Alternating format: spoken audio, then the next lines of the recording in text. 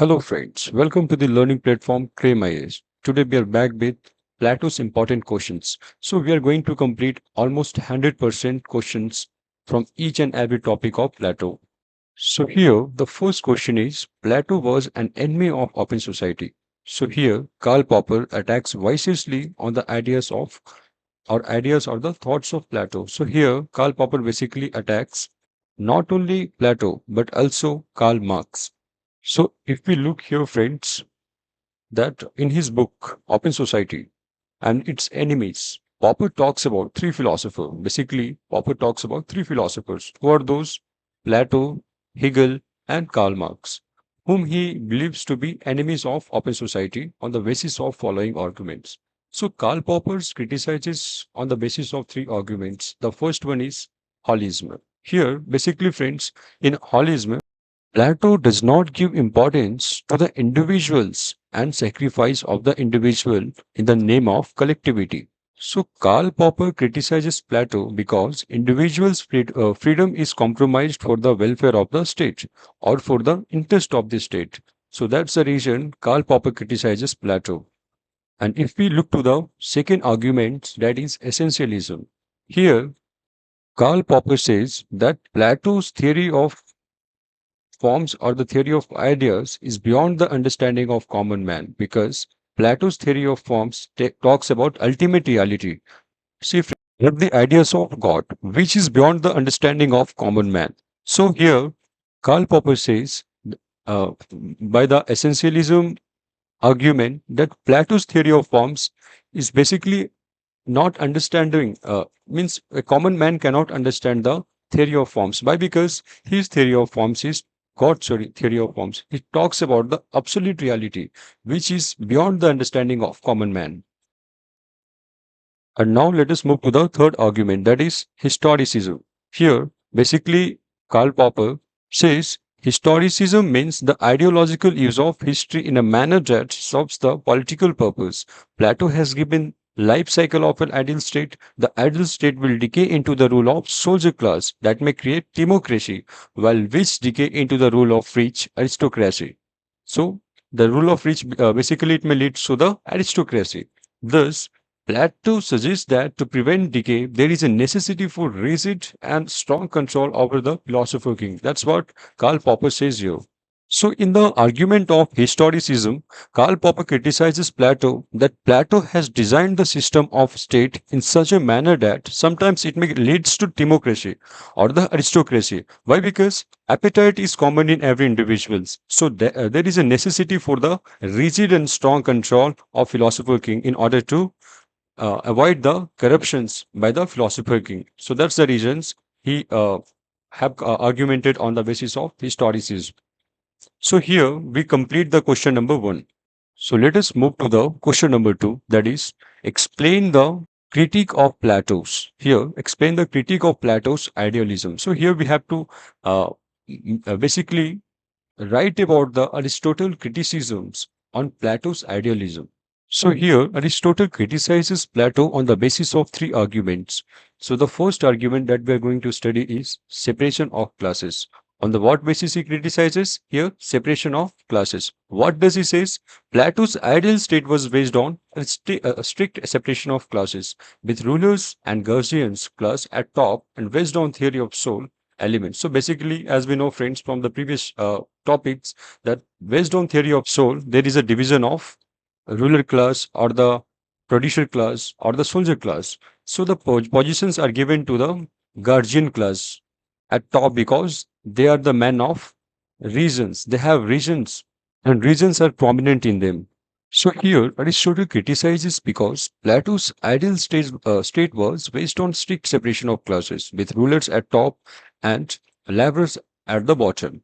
So here Aristotle says if rulers are at top and common people or the laborers are at bottom, so there might be probability that rulers may exploit them.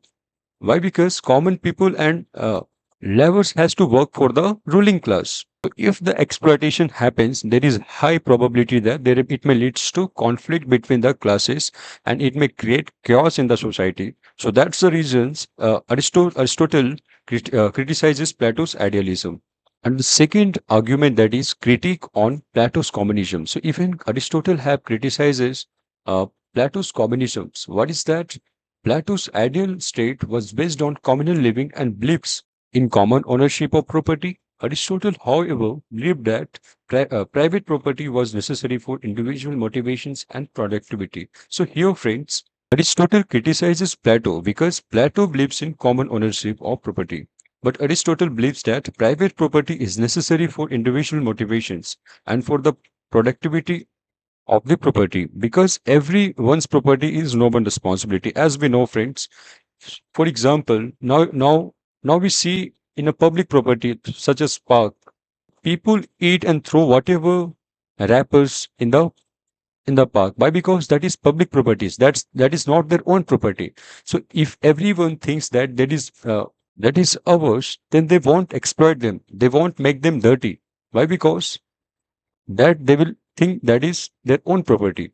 So everyone's property will be always no one's responsibility. So that's the reason Aristotle criticizes Plato's communism. And if we look to the third criticism of Aristotle, that is critique of philosopher king. Here, Plato's ideal state was to be ruled by philosopher king, who had the wisdom and knowledge to govern the state justly. Aristotle, on the other hand, believed that practical experience and expertise were also necessary for good governance, and that philosophers were not necessarily suited to be the ruler. So here, Aristotle criticizes Plato because Aristotle believed that practical experience and expertise were also necessary for good governance or for the creation of virtue society, or if not for the bringing or achieving the excellence in the society, we need the practical and expertise in order to bring the excellence in the society. So one thing, friends, every PSR student has to keep in their mind, that is, when questions are linked between the two thinkers, you have to mention their ideas and their two perspective so that you can fetch a good marks in PSR optional. And if we look to the third questions, that is Western thoughts. In the Western thoughts, one might say has been either Platonic or anti-Platonic, but hardly ever non-Platonic. Here, if we look, friends, Karl Popper praises Plato. So Karl Popper not only criticizes, he also praises Plato for his good work. Why? Because every thinkers may have some criticism as well as encouragement for their work. So here, in the above statement, shows the importance of Plato's in the tradition of Western philosophy. Plato is known as father of political philosophy on the basis of Socrates' theory of knowledge. It is very important, friends. You have to really have knowledge of theory of knowledge. Why? Because most of the questions, if you see, once you have the concept, once you have clear about the concept, such as theory of knowledge, most of the questions from Plato you can really tackle. Why? Because most questions comes from theory of knowledge only. Because in Plato's, not every topic is important. Few topics you have to go through, such as theory of knowledge, theory of soul, in order to tackle the questions. Why? Because these concepts will really help you to tackle the important questions of Plato. So Plato has developed theory of ideas. Thus, he laid the foundation systematic study also. So, friends, basically here in these statements, he's, he shows the importance of Plato. And if we look to the first point, that is, Plato was the first person to give the idea of ideal state. We wanted to show how our life will be if we can establish the ideal state. He discussed the ideal state of ruling class. So here he talks that someone should be, in order to lead the state, in order to run the state in a virtuous manner. Why? Because if if there is no persons or no individuals who are at top, who are at ruling class, there we cannot find the stability. There only can be chaos in the society. So that's the reason there's someone should be at top at the ruling class in order to bring the excellence in the society, or in order to bring the virtues in the society. So here, basically, Karl Popper says that the creation of society have really helped to run in a virtuous manner. So that's the reason here Karl Popper praises Plato for his ideal state. So if we look to the second point, that is, he showed that the knowledge of philosophy is not just the benefit of philosopher. It is to be used in the service of humanity. Besides political philosophy, he has given elaborate theory on educations. So, friends, in the theory of educations of Plato, if we look, he talks how a philosopher should be, how a ruler should be, what are the qualities that should be prominent in a rulers in order to create a virtuous society, in order to bring the stability in the society. He talks everything in the theory of education so that Karl Popper praises Plato. And if we look to the third point, that is, Plato's Republic is not only a masterpiece in political philosophy, it is recognized as one of the best books written in the field of education. So, the book Republic is written by Plato. So here, Karl Popper says the book Republic is masterpiece in a political philosophy, and it is the best book written in the field of educations. So basically, here Karl Popper praises Plato for his theory of educations. So the importance of Plato is given by the Karl Poppers that he source from these questions that how important is Plato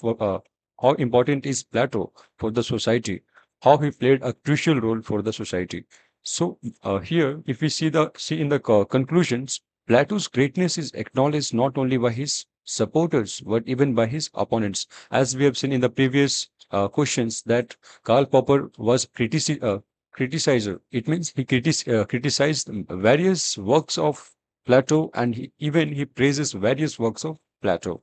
So here, Karl Popper, who is one of the greatest critics of Plato, has acknowledged the influence of Plato. According to Popper, one can be either Platonic or anti-Platonic, but never non-Platonic. So here he says, friends, Plato is important in everyone's life. So everyone who says that I'm not Platonic is impossible. Why? Because every work that is done by Plato has an influence in everyone's life. So here we complete question number 3 and let us move to the question number 4. Here in question number 4, that is, for no law, ordinance is mightier than knowledge. So here, friends, what this question says basically, it is justification of absolute power of philosopher king. So this question justifies the importance of philosopher king, the absolute power of philosopher king. So what is context here? To make Athens as an ideal state. What are the objectives? So the objective is to make the Athens as an ideal state. Plato suggests rule of knowledge. So rule of knowledge plays a vital role in the making or the creation of ideal state.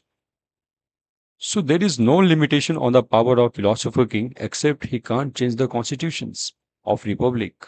Philosopher king will have absolute power to make decisions. Why? Because to be philosopher king, the reason must be prominent, and the person who is prominent with the reasons have the capability to take the decisions. So his or her decisions will be always good for the or the well for of the society. So in these questions, we also have to mention the primacy of knowledge. So if we look here, the law as external regulations. So Plato acknowledged the importance of law and the regulations as a tool of maintaining societal orders and justice. So here he basically talks about the here you have to write basically about the importance of law here. However, he contains that law are external mechanisms. Here, friends, as we know, law is basically made in order to create stability in the society. So here you have to mention the importance of law also. So next we move on to the knowledge as inner virtue. So here, importance of knowledge. Here, Plato assertion highlights the knowledge represents as inner virtue that guides individuals towards ethical and conduct of just actions.